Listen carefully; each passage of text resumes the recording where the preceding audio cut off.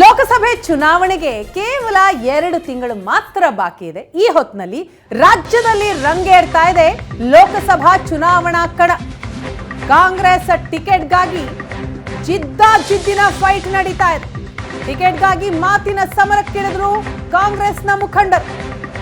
ರಾಜ್ಯದಲ್ಲಿ ರಂಗೇರ್ತಾ ಇದೆ ಲೋಕಸಭಾ ಚುನಾವಣಾ ಕಣ. ಕಾಂಗ್ರೆಸ್ ಟಿಕೆಟ್ಗಾಗಿ ಈಗ ಜಿದ್ದಿನ ಪೈಪೋಟಿ ನಡೀತಾ ಇದೆ. ಟಿಕೆಟ್ಗಾಗಿ ಮಾತಿನ ಸಮರಕ್ಕೂ ಕೂಡ ಇಳಿದಿದ್ದಾರೆ ಕೈ ನಾಯಕರು. ಚಿಕ್ಕಬಳ್ಳಾಪುರ ಲೋಕಸಭೆ ಕ್ಷೇತ್ರದಲ್ಲಿ ಭಾರೀ ಸೆಣಸಾಟ ಇದೆ.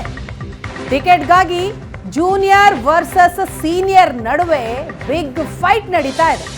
ರಕ್ಷಾರಾಮಯ್ಯ ವೀರಪ್ಪ ಮೊಯ್ಲಿ ನಡುವೆ ಟಿಕೆಟ್ಗಾಗಿ ಜಿದ್ದು ಮಾತಿನ ಸಮರಕ್ಕಿಳಿದಿದ್ದಾರೆ ಕಾಂಗ್ರೆಸ್ನ ಮುಖಂಡರು. ರಕ್ಷಾರಾಮಯ್ಯ ಸಹ ಲೋಕಸಭಾ ಟಿಕೆಟ್ನ ಆಕಾಂಕ್ಷಿಯಾಗಿದ್ದಾರೆ. ಇನ್ನು ವೀರಪ್ಪ ಮೊಯ್ಲಿ ಅವರು ಸಹ ಈ ಬಾರಿ ಲೋಕಸಭೆ ಕಣಕ್ಕಿಳಿತೀನಿ ಅಂತ ಹೇಳ್ತಾ ಇದ್ದಾರೆ.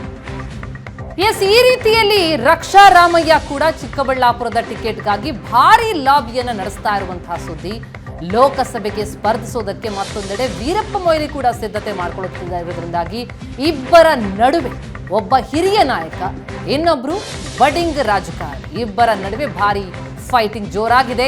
ರಕ್ಷಾರಾಮಯ್ಯಗೆ ಟಿಕೆಟ್ ಕೊಡದಂತೆ ವೀರಪ್ಪ ಮೊಯ್ಲಿ ಪಟ್ಟು ಹಿಡಿದಿದ್ದಾರೆ. ಪ್ರತಿ ಚುನಾವಣೆಯಲ್ಲೂ ಪಕ್ಷ ವಿರೋಧಿ ಕೆಲಸವನ್ನ ಮಾಡಿ ಟಿಕೆಟ್ ಕೇಳ್ತಾರೆ. ಇಂಥವ್ರಿಗೆ ಮಣೆ ಹಾಕಬಾರದು, ನಾನ್ ಪ್ರೋತ್ಸಾಹ ಮಾಡಲ್ಲ. ಕಾಂಗ್ರೆಸ್ ವಿರುದ್ಧ ಕೆಲಸ ಮಾಡಿ ಟಿಕೆಟ್ ಕೊಡಿ ಅಂದ್ರೆ ಹೇಗೆ?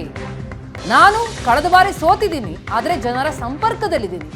ಚುನಾವಣೆ ಬಂದಾಗ ಮಾತ್ರ ನಾನು ಕ್ಷೇತ್ರದ ಕಡೆ ಬರೋನಲ್ಲ ಅಂತ ರಕ್ಷಾರಾಮಯ್ಯ ವಿರುದ್ಧ ವೀರಪ್ಪ ಮೊಯ್ಲಿ ಆಕ್ರೋಶವನ್ನ ವ್ಯಕ್ತಪಡಿಸಿದ್ದಾರೆ. ಯಾವುದೇ ಕಾರಣಕ್ಕೂ ರಕ್ಷಾರಾಮಯ್ಯಗೆ ಕೊಡಬಾರದು ಅನ್ನೋದು ಮೊಯ್ಲಿ ಆಗ್ರಹ.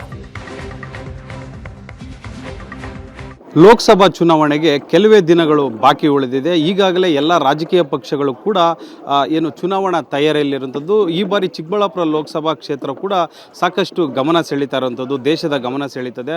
ಈ ಬಗ್ಗೆ ಮಾತನಾಡೋದಕ್ಕೆ ನಮ್ಮ ಜೊತೆ ಮಾಜಿ ಮುಖ್ಯಮಂತ್ರಿಗಳು ಹಾಗೂ ಮಾಜಿ ಕೇಂದ್ರ ಸಚಿವರು, ಮಾಜಿ ಸಂಸದರಾದಂಥ ವೀರಪ್ಪ ಮೊಯ್ಲಿ ಅವರಿದ್ದಾರೆ. ಬನ್ನಿ ಅವ್ರನ್ನೇ ಮಾತಾಡಿಸುವಂಥ ಪ್ರಯತ್ನ ಮಾಡೋಣ. ಸರ್, ಲೋಕಸಭಾ ಚುನಾವಣೆಗೆ ದಿನಗಣನೆ ಶುರುವಾಗ್ತಿದೆ, ಎಲ್ಲ ಪಕ್ಷಗಳು ತಯಾರಿ ಮಾಡ್ತಿದೆ. ತಾವು ಕೂಡ ಅಂದರೆ ಆಕಾಂಕ್ಷಿ ಆಗಿದ್ದೀರಾ, ಸ್ಪರ್ಧೆ ಈ ಹಿಂದೆ ಕೂಡ 2 ಬಾರಿ ಗೆದ್ದಿದ್ದೀರಾ. ಸೊ ಇವಾಗಲೂ ಕೂಡ ಚುನಾವಣಾ ತಾಲೀಮು ಮಾಡ್ತಾ ಇದ್ದೀರಾ. ಹೇಗಿದೆ ಸರ್ ಸಂಘಟನೆ?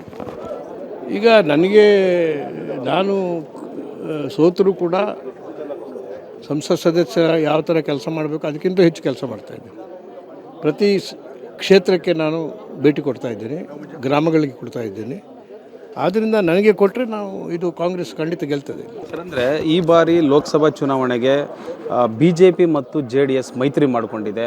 ಸೊ ಇದು ಯಾವ ರೀತಿ ಸಕ್ಸಸ್ ಆಗುತ್ತೆ ಅಂತ ಅಂದ್ಕೊಳ್ತೀರಾ ಸರ್? ಅಂದರೆ ಇದ್ರ ಬಗ್ಗೆ ಹೇಳೋದಾದರೆ, ಅವರು ಮೈತ್ರಿ ಮಾಡಿ ಏನೋ ನಮಗೆ ಹೆಚ್ಚು ಶಕ್ತಿ ಬರ್ತದೆ ಅಂತೇಳಿ BJPಗೆ ಅಥವಾ JDSಗೆ ಅಭಿಪ್ರಾಯ ಇರ್ಬೋದು. ಆದರೆ ಅದು ಮೈತ್ರಿ ಅದು ಪ್ರಾಮಾಣಿಕವಾಗಿ ಆಗತಕ್ಕಂಥ ಮೈತ್ರಿ ಅಲ್ಲ. ಯಾವುದೋ ಒಂದು ಕೃತಕವಾಗಿ ಮಾಡತಕ್ಕಂಥ ಮೈತ್ರಿ, ಅಧಿಕಾರಕ್ಕಾಗಿ ಮಾಡತಕ್ಕಂಥ ಮೈತ್ರಿ, ಒಂದು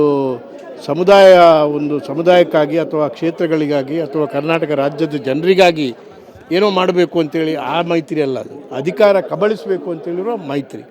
ಅಂಥ ಆ ರೀತಿಯ ಒಂದು ಒಳ್ಳೆಯ ಭಾವನೆಯಿಂದ ಮೈತ್ರಿ ಮಾಡದೇ ಇದ್ದರೆ ಅದು ಸಕ್ಸಸ್ ಆಗೋದಿಲ್ಲ. ಸರ್, ಅಂದರೆ ಈಗ ಮತ್ತೊಂದು ಕಡೆ ಕಾಂಗ್ರೆಸ್ ಪಕ್ಷದಲ್ಲೇ ರಕ್ಷಾರಾಮಯ್ಯವರು ಕೂಡ ಒಂದಷ್ಟು ಕೆಲವೊಂದು ಸದಸ್ಯರಿಗೆ ಆಮಿಷಗಳನ್ನ ಕೊಟ್ಟಿದ್ದರು, ಗಿಫ್ಟ್ಗಳನ್ನ ಕೊಟ್ಟಿದ್ದರು. ಮೊನ್ನೆ ಬೈಕ್ ರ್ಯಾಲಿ ಮಾಡಿದ್ರು, ಅವರು ಕಾರ್ಯಕ್ರಮಗಳು ಮಾಡ್ತಿದ್ದಾರೆ. ಅವ್ರ ಬಗ್ಗೆ ಹೇಳೋದು ಯಾರ ಬಗ್ಗೆನೂ ನಾನು ವ್ಯಾಖ್ಯಾನ ಮಾಡಲಿಕ್ಕೆ ಅಪೇಕ್ಷೆ ಪಡೋದಿಲ್ಲ. ಆದರೆ ಇಲ್ಲಿ ನಿಲ್ಲುವವರು ಕಾಂಗ್ರೆಸ್ಗೆ ಕೆಲಸ ಮಾಡಿರಬೇಕು.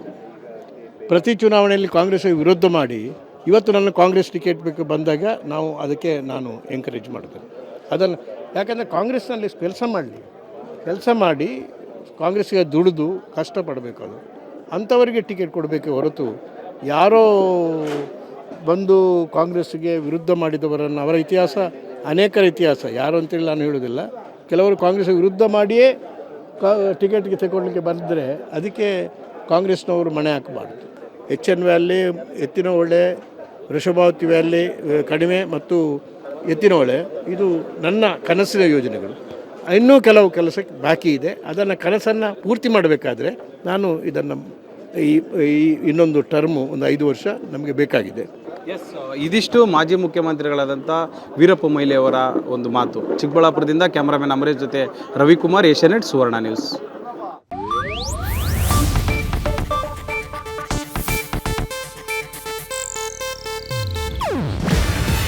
ಇದು ಏಷ್ಯಾನೆಟ್ ನ್ಯೂಸ್ ನೆಟ್ವರ್ಕ್ ಪ್ರಸ್ತುತಿ.